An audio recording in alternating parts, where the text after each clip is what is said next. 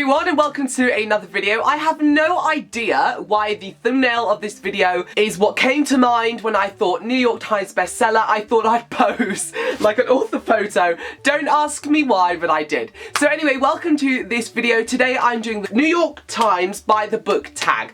Now this was originally created by Myra Berg and I will leave her original video down below. And she was inspired to make this tag up from a book, and it was really funny because I've been wanting to make a book tag or talk about books that I think should be New York Times bestsellers for a while, so I kind of have been inspired by this tag and I'm going to read the questions out from this tag, but my reason behind doing this video is a different reason. So I recently read a book by an author who I really don't understand why she is not on the New York Times bestseller yet.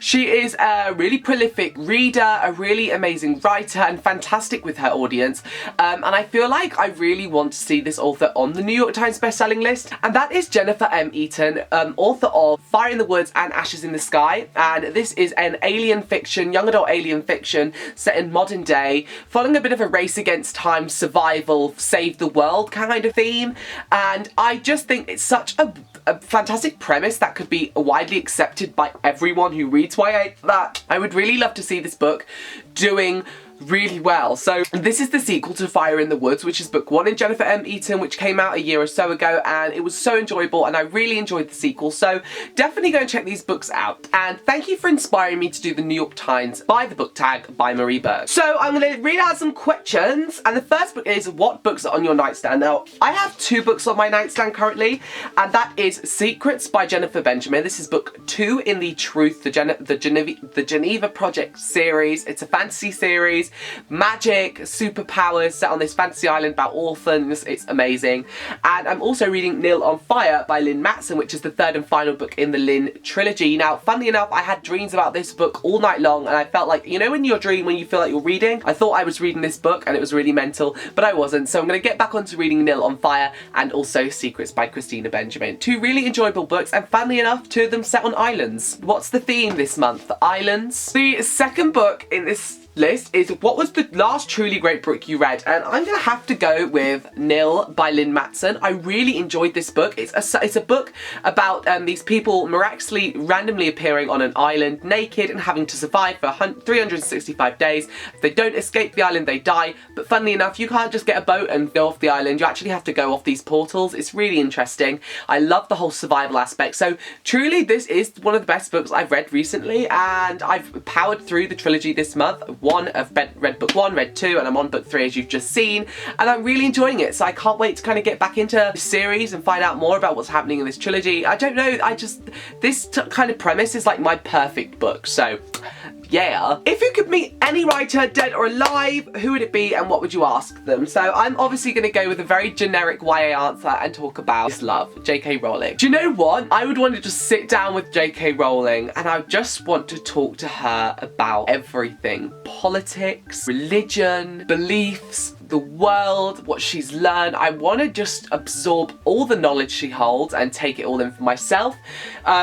You know, J.K. Rowling is, there's something so humble and true and honest and pure about her as a person. There's like no faults at all for this woman. I just would love to meet her. JK, if you're watching, please meet me. I love you. Love you. What books might you guys be surprised at on my shelves? Now, funnily enough, I think the only books that you might be surprised at is I really like travel books. So I like to collect, when I go away, like travel books. So this is when I went to California, when I went and met the BookTube crew 3 years ago or so. And oh god, that's a long time ago.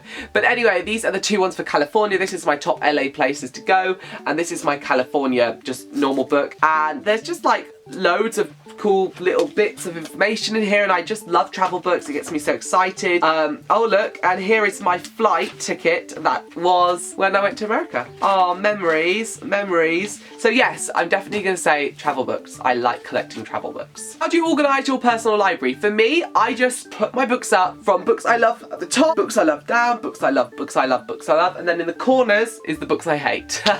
So I don't really have an organisation skill because I've got such a small small room and I need some more bookshelves to even have an organisation thing. Like, I actually can't possibly have any sort of organisation in the space I have.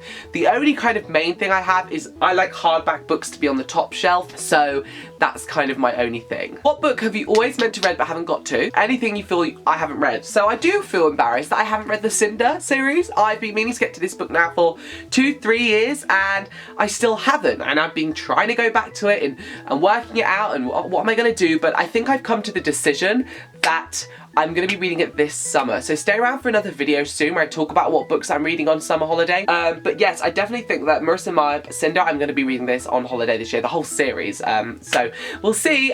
Wish me luck with that one. Disappointing, overrated, just not good. What book did you feel you were supposed to like but didn't? Okay, I thought I was supposed to like Conversion by Catherine Howe. This is witches, suspense, thriller, mystery, all the things I love. And I absolutely despised this book. It was boring, it was slow, and I don't normally talk bad about books, but I literally found it really difficult to even come up with something I like about this book, maybe the only thing being the cover.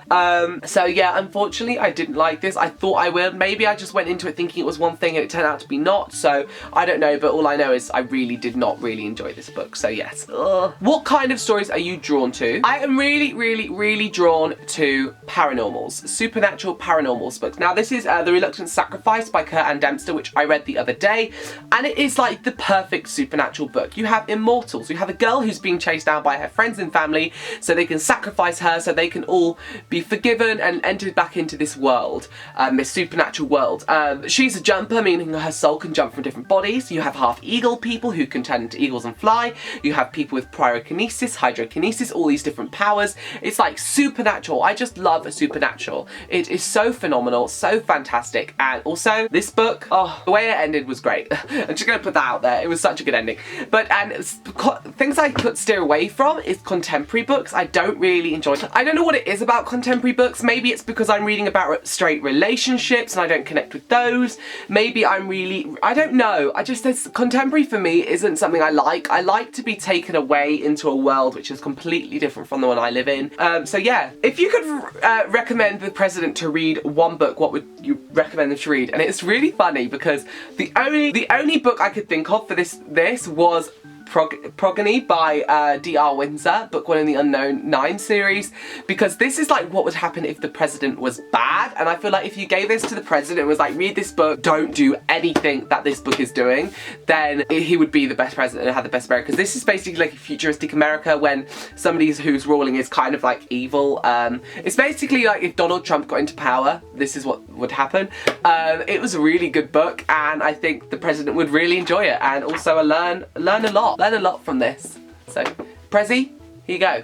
And what do you plan to read next? So I plan to read next A Fairy's Curse by Rachel Morgan. This book is out. It's the 6th book in the Creepy Hollow series, which is the 3rd book in the 2nd segment of the series, because the series is 6 books so far, and every 3 books it changes characters' perspective. So 1 to 3 was from Violet, and this one, 4 to 6, is about another character. So I really can't wait to read this, and this is on my TBR for immediate reads. So yes, I can't wait. Like humans being protected by fairies, the fairies living in Creepy Hollow, there's the good fairies and the bad fairies, they all have powers, some of them have Griffin abilities, which means they have like unique abilities, so goddamn good. So yeah, there you go, that is the tag. I hope you guys enjoyed this long-winded video, and if you did, give this a thumbs up and comment down below, and apart from that, I'll see you all in another video very soon. Bye!